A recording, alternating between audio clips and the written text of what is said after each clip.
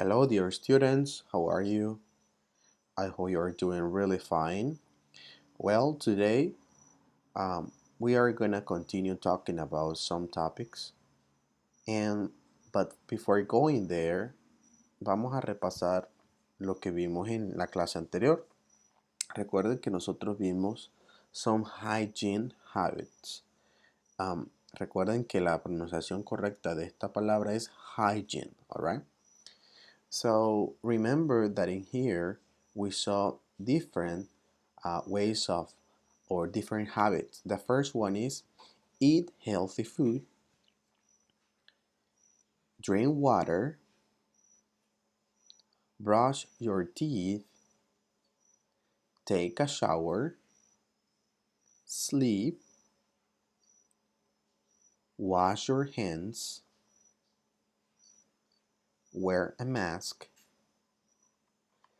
and exercise. Okay, exercise. Son 8 habits que tenemos aquí, pero hoy nos vamos a enfocar en uno en particular. Eat healthy food. Alright? Eat healthy food. ¿Y por qué nos vamos a enfocar en él? Porque vamos a hablar un poco sobre recipe. Okay? Recipe. So, ahora vamos a enfocarnos en 8 verbs. 8 important verbs. Nosotros o sus papás al momento de cocinar muchas veces siguen estos pasos para preparar the food. So the first one is boil. Boil. So repeat after me. Boil. Very good. Cut. Cut. Great. Wash. Very good. Peel. Peel. Mix. Mix. Cook. Cook. Add. Add. And serve. Serve. Very good. Muy bien. Miren estos verbos que tenemos aquí. Cada uno representa algo diferente. So let's review again. So remember, boil. For example, here I'm boiling an egg or 2 eggs, okay? I'm boiling 2 eggs. Cut. I'm cutting vegetables. Wash. I'm washing tomatoes. Peel. I'm peeling potatoes. Mix. I'm mixing the food. Cook. I'm cooking the food. Add. I'm adding salt. Serve. I'm serving the food. Very good, very good. Ok, vamos entonces. Quiero que le tomen una instant picture, ok? Instant picture. Le toman una foto con sus eyes, like this, y pasamos a la siguiente actividad. So in here, you have to try to remember some of the words o los verbs que ya nosotros tenemos aquí. So the first one, which one is this one? Serve, very good. What about this one?